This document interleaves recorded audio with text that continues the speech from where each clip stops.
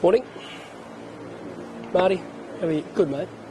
Hello, Josh. Lydia, how are you? Testing 1, 2, day 2 of the croaky voice, but we're getting better. We're all good. The pressure that Queensland hospitals are facing at the moment is the worst that we have seen, and it is the worst in the nation. But at the ground zero is the Redlands Hospital, and we have been saying for some time just how bad it is. Ambulance ramping at the Redlands is at 66%. That is the worst in the state, and indeed ambulance ramping in Queensland is the worst in the nation. What that means is that 2 in every 3 patients who turn up at the Redlands Hospital wait longer than clinically recommended. Don't blame the doctors and nurses. Blame a state government that has been pointing the finger at everybody, but for nearly 8 years has overseen the deterioration of our frontline health staff and our frontline health performance. And we've put our solutions on the table: better triaging, sharing data in real time, better resources, but above all putting doctors and nurses back in charge. Ambulance ramping had already doubled before we heard about coronavirus, and it has continued to deteriorate. Today, the Australian Medical Association of Queensland has bravely stood up on behalf of doctors who have said enough is enough at the Redlands. Enough is enough. And the Minister spoke yesterday about the culture in Queensland Health, and she said that there are problems with the culture. You bet there are. And the fact that doctors are unable to come forward and blow the whistle on how bad it is, that they need to go to their representative body, shows you everything you need to know. The Queensland health culture isn't just rotten in the DNA lab. It is something the Minister has overseen throughout, and that is why the frontline services are breaking down, and that is why doctors and nurses are reaching out as they do. Failures to plan have a real consequence, and the state government is asking Queenslanders to trust them to build new hospitals that haven't been funded, and they haven't even been able to roll out an expansion that they promised several years ago. Queensland health is in crisis, and right now Queenslanders are losing faith and losing trust. And in a moment, Mark Robinson will introduce you to David. David's wife, Rona, is one of the victims of the health crisis and one of the victims from the Redlands. And by joining people like David, we are determined to drive the change that Queenslanders deserve. Over to you, Doc. Well, thank you, David.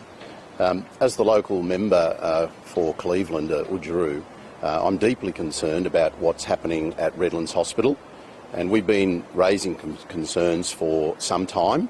We've been calling for more beds for the last 7 years, and in 7 years the current government has not brought one new bed or built one new bed in the Redlands. We've been needing an intensive care unit for all that period pre-COVID, and in 7 years, despite commitments, they have not built an ICU. We continue to hear excuses about why it's not been possible, delays, and just recently, again, the Health Minister has advised that there will be further delays to the intensive care unit being built at Redlands Hospital, further delays to new beds being provided at the hospital. We've got the worst ever ambulance ramping in Queensland's history has occurred at Redlands Hospital. The people of the Redlands deserve better health care than they're getting from the current government.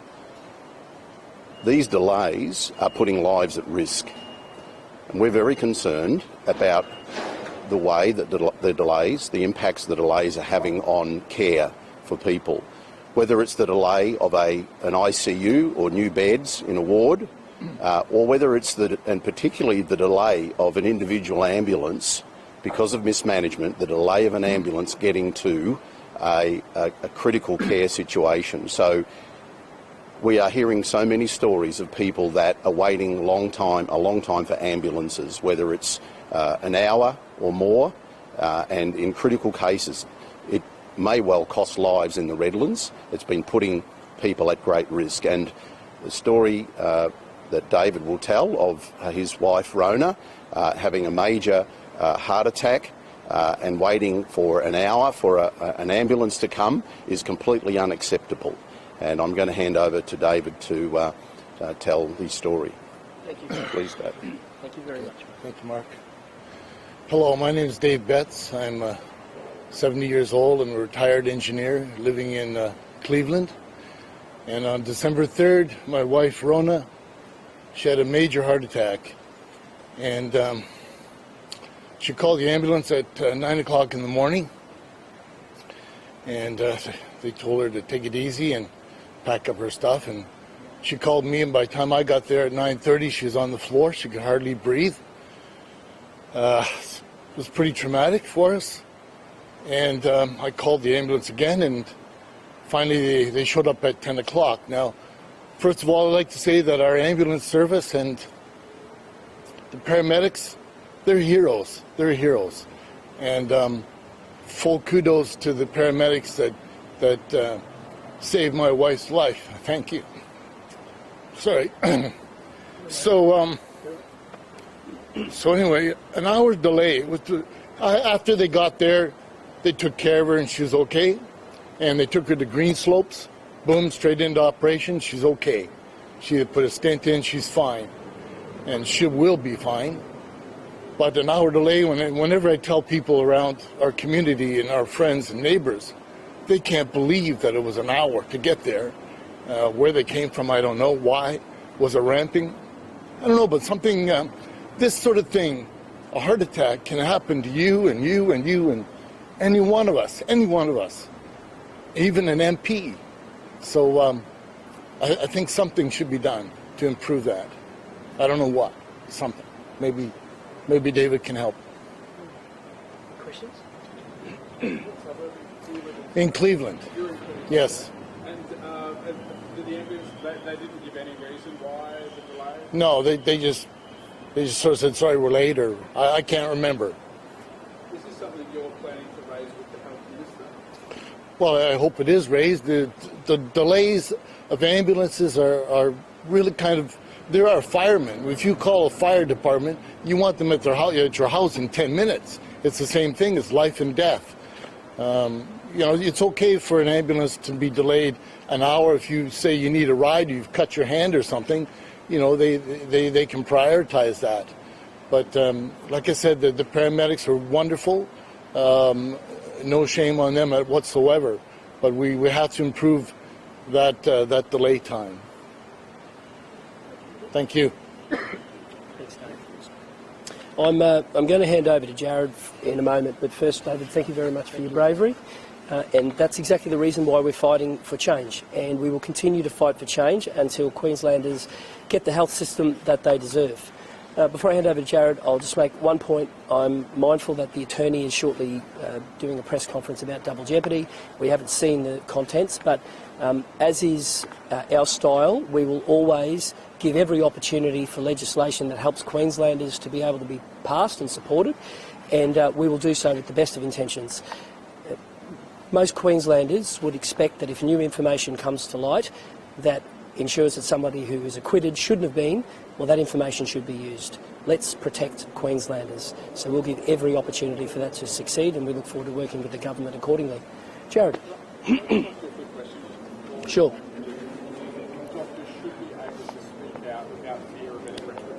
They should, Josh, and if you are serious about the cultural change that Queensland Health needs, you are serious about giving people the platform to speak about what that change looks like. And you should also share data in real time. If we got the culture right in Queensland Health and allow doctors to speak, allow information to be shared in real time, that is part of the healing process that Queenslanders deserve. But this government now in its third term sees everything through political survival rather than patient survival. And when that's the case, change doesn't happen. So I acknowledge that with that will come political problems for us in the future. That's a sacrifice I'm willing to wear, because I would rather have the change driven by sharing data in real time and allowing doctors to speak out about the change that's needed than have people die. And if you do that, the culture will improve. And if you do that, more Queenslanders will be seen on time. And if you do that, more Queenslanders survive. I see it as a no-brainer. I know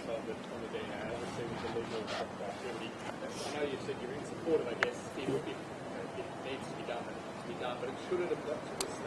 Oh, look, I watched the press conference yesterday and I saw a lot of finger pointing, but I didn't see anybody take responsibility.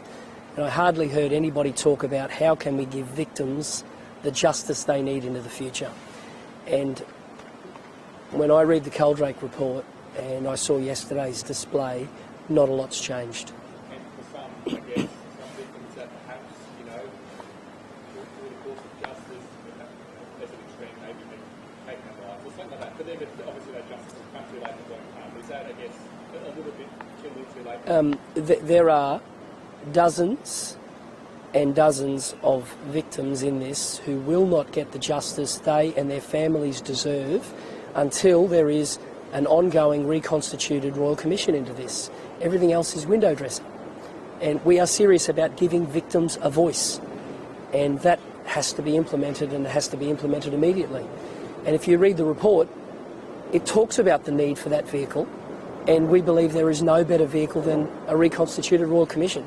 That gives everybody the protection, everybody the powers, and victims the justice.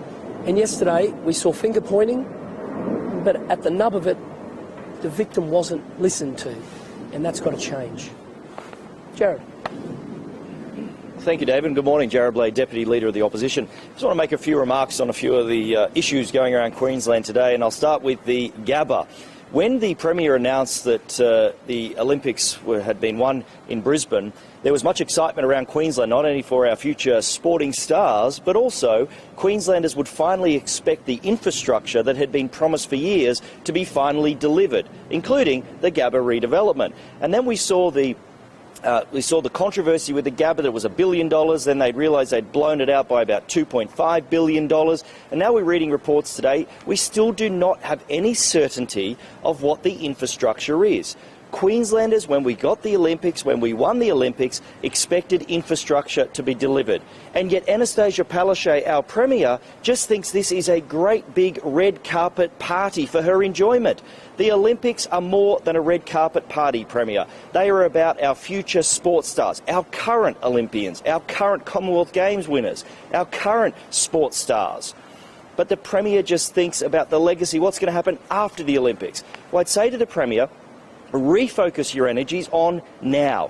It has been announced well over a year ago that Queensland has won the Olympics, and we still are yet to see an infrastructure strategy. We are yet to see an infrastructure delivery authority. We are yet to see an infrastructure plan. For instance, we don't even know that the Sunshine Coast is going to get the Sunshine Coast heavy passenger rail. So that's the first issue I'd say to the Premier. Less red carpet, less glitz and glamour, and concentrate on releasing an infrastructure plan, because Queenslanders expect and will demand infrastructure to be finally delivered as part of the Olympic delivery. The second point I'd like to make is this. Yesterday in the High Court, there was a matter, Peter Khan and the Crime and Corruption Commission of Queensland. The Crime and Corruption Commission was successful in getting special leave to appeal the matter that Peter Khan had successfully won in the Court of Appeal in Queensland. Now, that decision at the Court of Appeal was disappointing for transparency in Queensland. So I'd say on the High Court decision yesterday to grant leave for the CCC for the High Court to hear the appeal, I'd say that that is a small step for transparency in Queensland, but I've got to say it was a forced step. Jackie Trad currently has a matter in the Supreme Court at the moment hiding a CCC report. She didn't want anyone to know about it. She had an application to suppress a CCC report into the appointment of her Under-Treasurer, Frankie Carroll, at the time. And I'd say to Jackie Trad, former Deputy Premier, former Treasurer, you could save Queensland taxpayers a lot of money by just authorising the release, stop with the action in the Supreme Court, and authorise the PCCC, the Parliamentary Crime and Corruption Committee, to release the report. For transparency, for accountability. Anastasia Palaszczuk and the government could have done this 6 months ago, 12 months ago, but they've let this legal process go on and on. So yes, it is a small step for transparency in the High Court in Queensland, but it is a forced step, because Jackie Trad, and I've got to say the government and the Attorney General who approved the taxpayer money being spent for Jackie Trad to hide this CCC report, they do not obviously want this report released publicly. So I'd say in the spirit of transparency and accountability and openness, get this report released, and the person that can do it is the Attorney General and Jackie Trad. And the final issue I'd like to make a comment on is the stories today of the complete dysfunction of the Labor Party in Queensland, where not only they are leaking text messages against each other, in particular Barry O'Rourke, the member for Rockhampton, and Mark Bailey, the Transport Minister, but the contents of the text messages. A few months ago, we had Don Brown, who is the chief whip of the government, the one that is meant to corral the Labor members together to keep them all on message, was fighting against his own health minister. So he broke ranks. Weeks after that, you had Senior Minister Glenn Butcher threaten to quit the government, quit the Labor Party, if maternity services were not restored into Gladstone in his local hospital. So you've got a minister in open warfare with the Palaszczuk government. And then today, we open the papers and read that Barry O'Rourke has completely blamed, rightfully so, Mark Bailey on stuffing up regional development infrastructure. He said in text messages to Mark Bailey, "You have completely beeped regional infrastructure in Queensland." He also said, "Beep the Labor Party." This is how the Labor Party are operating in Queensland. They are so focused on internal fights, they are not focused on the issues that matter.